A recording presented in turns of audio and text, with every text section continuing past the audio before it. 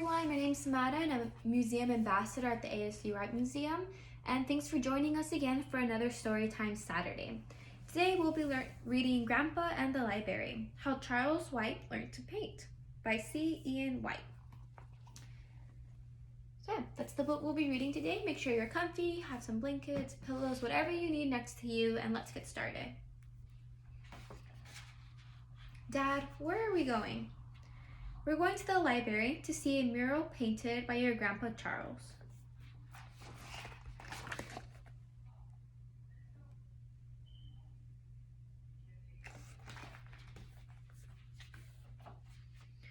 Gordon, look, the words on the mural say, love, hope, dignity, and education. That is what he believed in, and this is what he wanted to share in his art. How did Grandpa Charles become an artist? Did he start when he was very young as me? Even younger, Gordon. It started when Charles, my father, was about to turn 5 years old.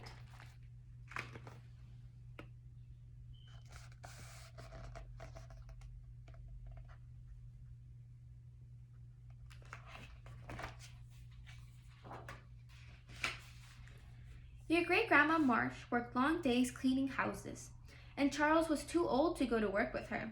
There were no preschools or daycare centers when your grandpa was 5, and babysitters were too expensive. So she took him to the Chicago Public Library each morning with his lunchbox. She reminded him to be polite, and then she went to work. So she left him at the library all day, alone? Yes, all day. Great-Grandma Marsh assured the librarian that her son was a very well-mannered young man who would sit nicely in the corner with his books. And he did?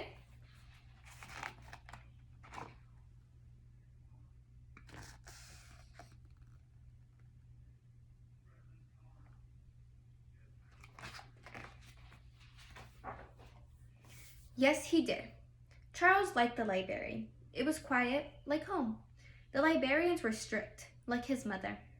He couldn't read yet, but they gave him picture books about places he'd never been and the people who lived there. He looked at the books and watched the clock on the wall, waiting for the big hand to reach 12 and the little hand to reach 6. That was when Great-Grandma Marsh would come back. And then on this plaque right here, it says, "The world is founded on thoughts and ideas, not on cotton or iron." Emerson.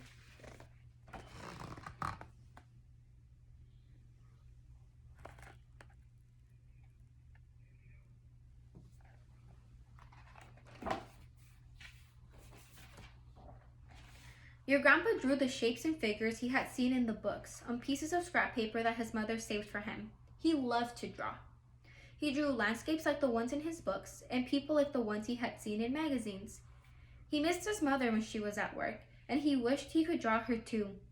He thought about her cleaning windows and dusting furniture, moving quickly through the rooms of big houses. She could make a silver tray shiny like a mirror.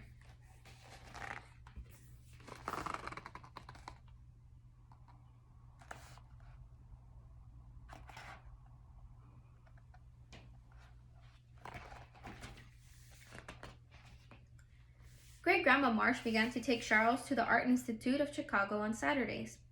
There they walked through the rooms filled with paintings by great masters. What are great masters? Great masters are artists who worked very hard for a long time to be very good at what they did. From looking at their art, Charles learned that there were many things to paint and many things to paint them.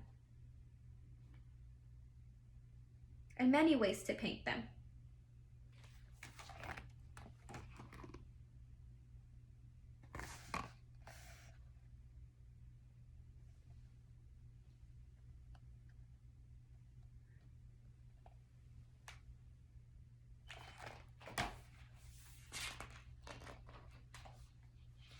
The following year, Charles started school and learned to read. In the afternoons when school was over, he went back to the library and read every book he could. Did he stop drawing? Nope, he got better at it. Now he enjoyed drawing the different people he passed on the streets of Chicago. When Charles was 7, Great-Grandma Marsh gave him a set of oil paints for Christmas. Oh, he was excited. He had never painted before. He tried them out but grew impatient. He was confused by the materials that came with the set, the stand oil and the turpentine. The paint was very different from the pencils he was used to.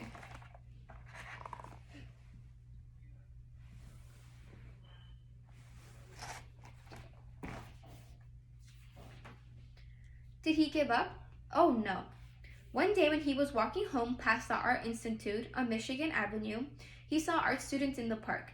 They were painting landscape pictures and they had paints just like his.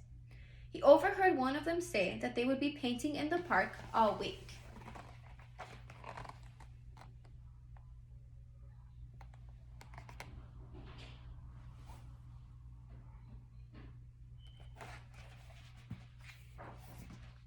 So he went back to the park the next day. He watched the students carefully and observed that they had mixed a little sand oil and turpentine into a container and then added the paint. Every day that week he watched them work, and every day he learned a little more. Charles imitated them with his paint set using cardboard cut from boxes, but the paint soaked right into the cardboard. It wasn't like the material the students had.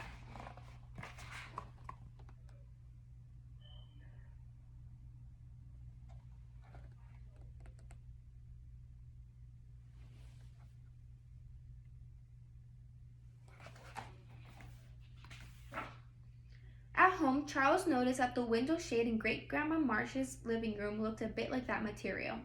He cut out a nice big piece and painted a landscape on it. He was an artist. He thought his mother would be surprised. She was surprised, all right, but she was not pleased. Charles was an artist, but he had a lot more work to do. He had to think about what he wanted his artwork to look like and what he wanted it to be about.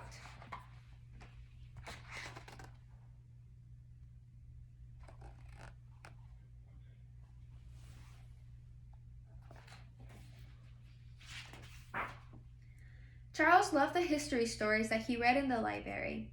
He also loved his own family stories, which he learned from his Aunt Harriet, his Aunt Missouri, and his great Aunt Hasty. Every summer, his mother took him by train to visit them in Mississippi.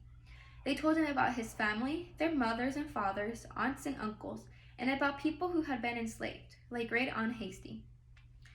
They told him about the life in the South and in life in the country, about working on a farm.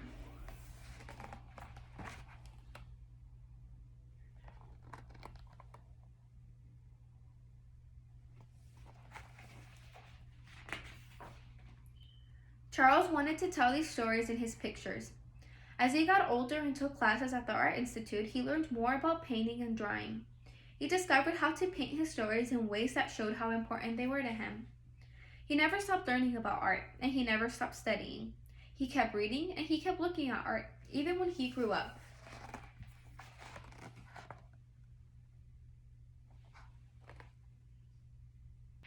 What did Grandpa paint?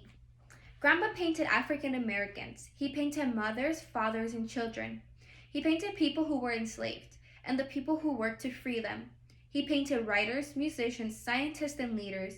He painted them marching and singing, thinking about freedom, and working to make the world better. He painted important people such as Frederick Douglass, Harriet Tubman, Harry Belafonte, and Malila Jackson. He painted portraits of strangers and loved ones, scenes of struggles and triumph. He painted murals that became a part of the buildings they were painted on and the cities that buildings were in. This is one of his pieces.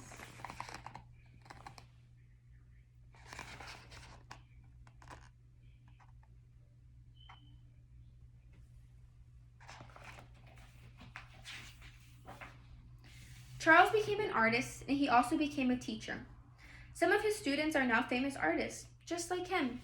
He taught them how to make art about things that were important to them. He taught them that their voices, ideas, and stories were valued, and they are.